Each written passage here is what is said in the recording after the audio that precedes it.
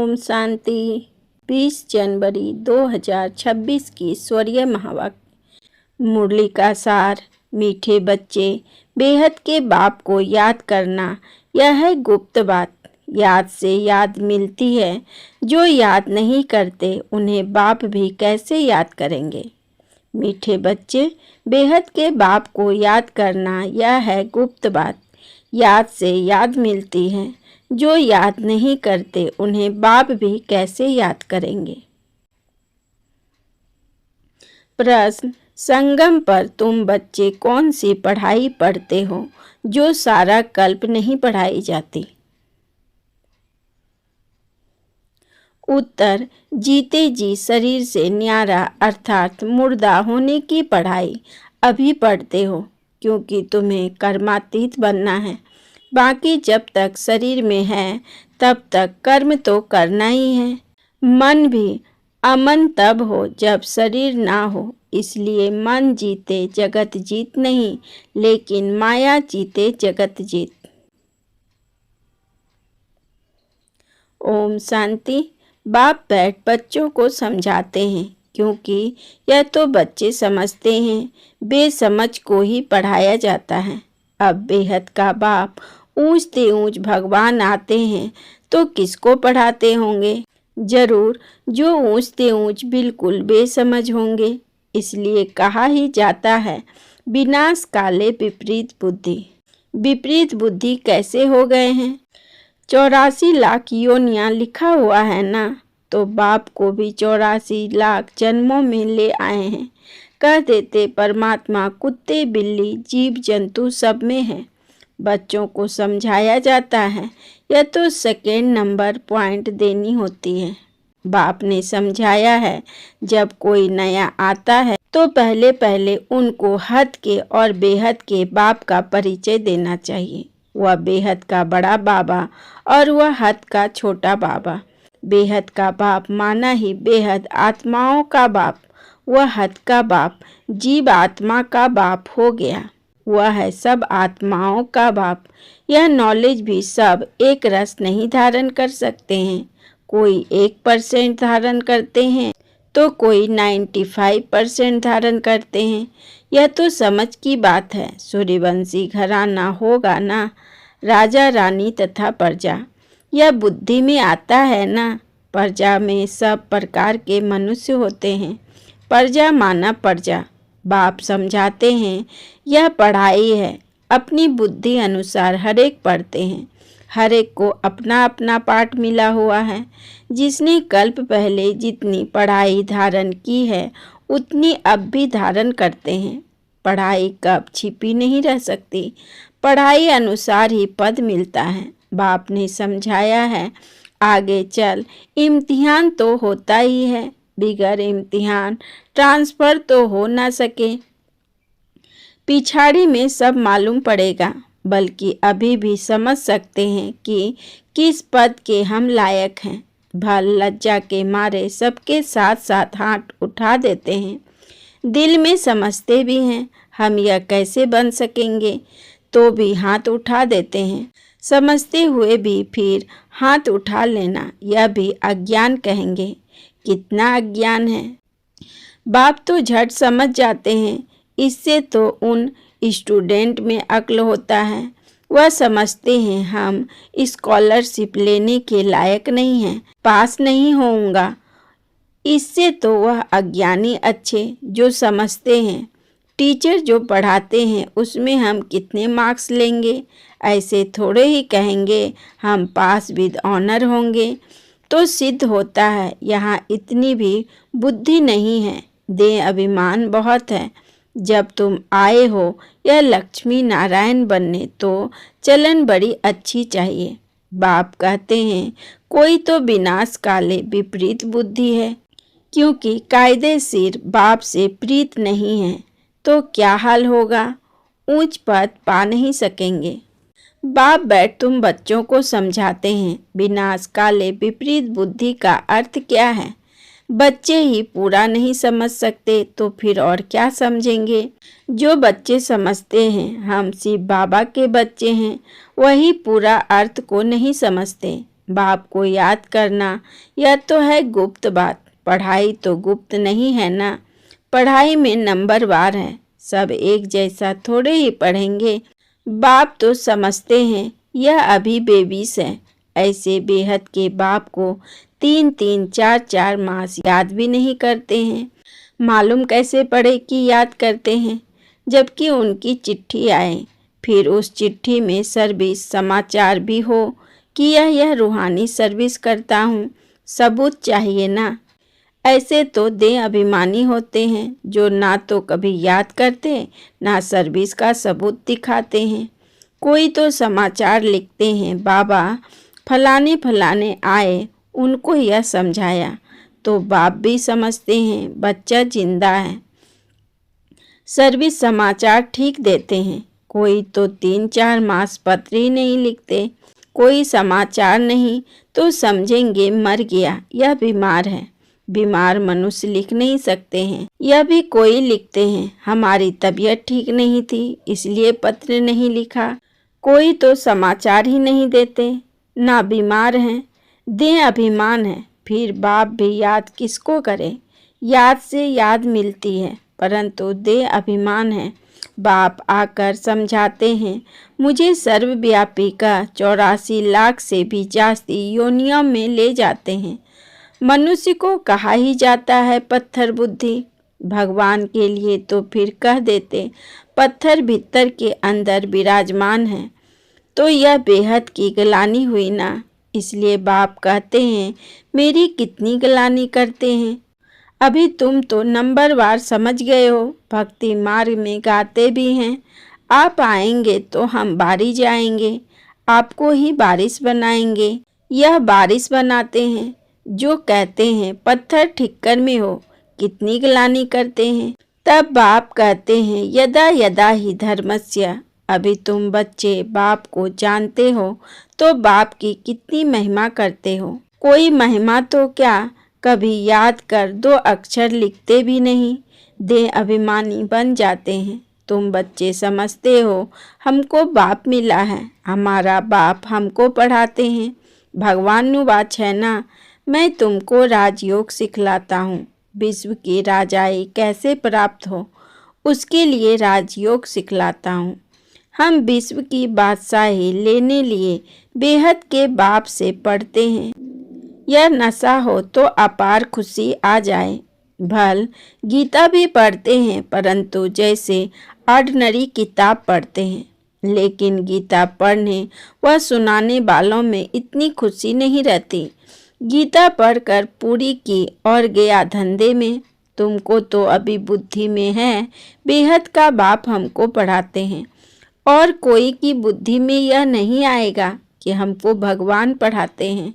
तो पहले पहले कोई भी आवे तो उनको 2 बाप की थ्योरी समझानी है। बोलो भारत स्वर्ग था ना, अभी नर्क है। ऐसे तो कोई कह ना सके कि हम सतयुग में भी हैं, कलयुग में भी हैं। किसको दुख मिला तो वह नर्क में है, किसको सुख मिला तो वह स्वर्ग में है। ऐसे बहुत कहते हैं। दुखी मनुष्य नर्क में हैं, हम तो बहुत सुख में बैठे हैं। महल माड़ियाँ आदि सब कुछ है। बाहर का बहुत सुख देखते हैं ना, यह भी तुम अभी समझते हो। सतयुगी सुख तो यहाँ हो नहीं सकता। ऐसे भी नहीं गोल्डन एज को आयरन एज कहो अथवा आयरन एज को गोल्डन एज कहो, एक ही बात है। ऐसे समझने वाले को भी अज्ञानी कहेंगे। तो पहले पहले बाप की थ्योरी बतानी है। बाप ही अपनी पहचान देते हैं और तो कोई जानते नहीं। कह देते परमात्मा सर्वव्यापी है। अभी तुम चित्र में दिखाते हो आत्मा और परमात्मा का रूप तो एक ही है। वह भी आत्मा है, परंतु उनको परम आत्मा कहा जाता है। बाप बैठ समझाते हैं मैं कैसे आता हूँ। सभी आत्माएं वहाँ परम धाम में रहती है। यह बातें बाहर वाले तो कोई समझ नहीं सकता। भाषा भी बहुत सहज है। गीता में श्री कृष्ण का नाम डाल दिया है। अब श्री कृष्ण तो गीता सुनाते नहीं हैं। वह तो सबको कह ना सके कि मामेकम याद करो। देहधारी की याद से तो पाप कटते नहीं हैं। श्री कृष्ण भगवानुवाच देह के सब संबंध त्याग मामेकम याद करो। परंतु देह के संबंध तो श्री कृष्ण को भी नहीं है, और फिर वह तो छोटा सा बच्चा है ना। यह भी कितनी बड़ी भूल है, कितना फर्क पड़ जाता है एक भूल के कारण।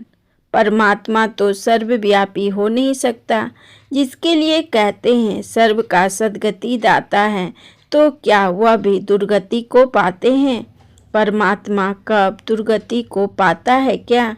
यह सब विचार सागर मंथन करने की बातें हैं, टाइम वेस्ट करने की बातें नहीं हैं।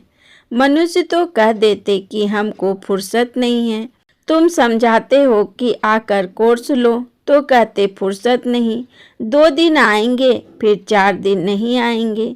पढ़ेंगे नहीं तो यह लक्ष्मी नारायण कैसे बन सकेंगे? माया का कितना फोर्स है। बाप समझाते हैं जो सेकंड जो मिनट पास होता है वह हूबहू रिपीट होता है, अनगिनत बार रिपीट होते रहेंगे। अभी तो बाप द्वारा सुन रहे हो। बाप तो जन्म मरण में आते नहीं, भेंट की जाती है। पूरा जन्म मरण में कौन आता है और ना आने वाला कौन? सिर्फ एक ही बाप है जो जन्म मरण में नहीं आता है, बाकी तो सब आते हैं। इसलिए चित्र भी दिखाया है। ब्रह्मा और विष्णु दोनों जन्म मरण में आते हैं। ब्रह्मा सो विष्णु, विष्णु सो ब्रह्मा पाठ में आते जाते हैं। एंड हो ना सके यह चित्र, फिर भी आकर सब देखेंगे और समझेंगे। बहुत सहज समझ की बात है, बुद्धि में आना चाहिए। हम सो ब्राह्मण हैं, फिर हम सो क्षत्रिय वैश्य शूद्र बनेंगे, फिर बाप आएंगे तो हम सो ब्राह्मण बन जाएंगे। यह याद करो तो भी स्वदर्शन चक्रधारी ठहरे। बहुत हैं जिनको याद ठहरती नहीं।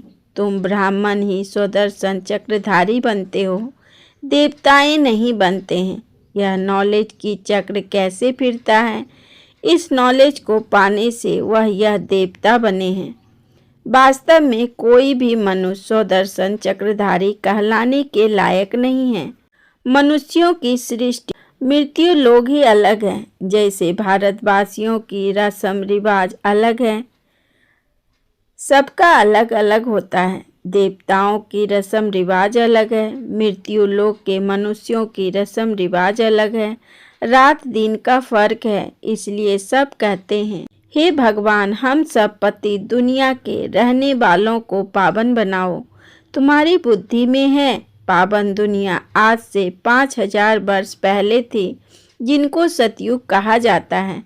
त्रेता को नहीं कहेंगे। बाप ने समझाया है वह है फर्स्ट क्लास, यह है सेकेंड क्लास। तो एक एक बात अच्छी रीति धारण करनी चाहिए। जो कोई भी आए तो सुनकर वंडर खावे।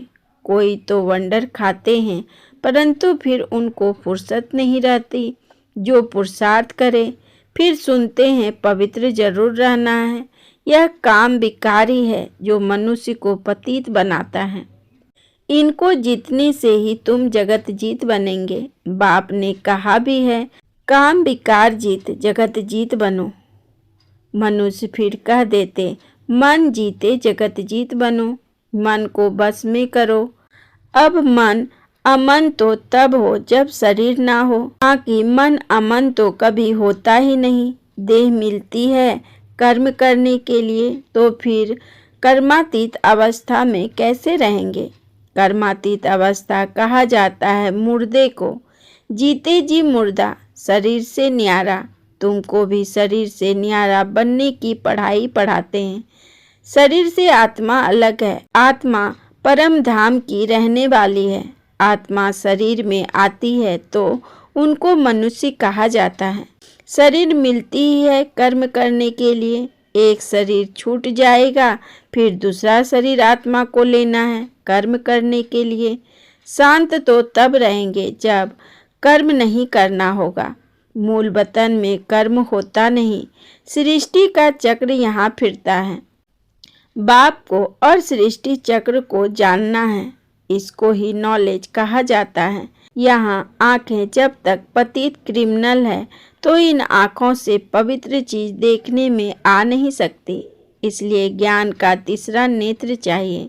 जब तुम कर्मातीत अवस्था को पाएंगे अर्थात देवता बनेंगे, फिर तो इन आँखों से देवताओं को देखते रहेंगे। बाकी इस शरीर में इन आँखों से श्री कृष्ण को देख नहीं सकते। बाकी साक्षात्कार किया तो उससे कुछ मिलता थोड़े ही है।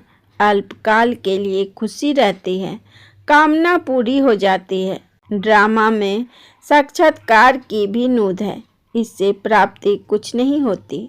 अच्छा, मीठे मीठे सिकी लधे बच्चों प्रति माता पिता बाप दादा का याद प्यार और गुड मॉर्निंग। रूहानी बाप की रूहानी बच्चों को नमस्ते। हम रूहानी बच्चों की रूहानी बाप दादा को पदम गुना नमस्ते नमस्ते नमस्ते। Good morning. शुक्रिया बाबा, शुक्रिया।